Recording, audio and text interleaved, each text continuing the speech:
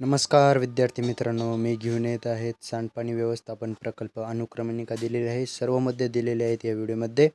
आपल्या चॅनलवरती नवीन असाल तर चॅनलला लाईक, सबस्क्राईब आणि ऑल नोटिफिकेशनवर सेट करा. आपण असेच विद्यार्थ्यांसाठी, गरजू विद्यार्थ्यांसाठी PDF च्या स्वरूपात किंवा यूट्यूबच्या माध्यमातून तुम्हाला प्रकल्प पोहोचवण्याचे काम करतो.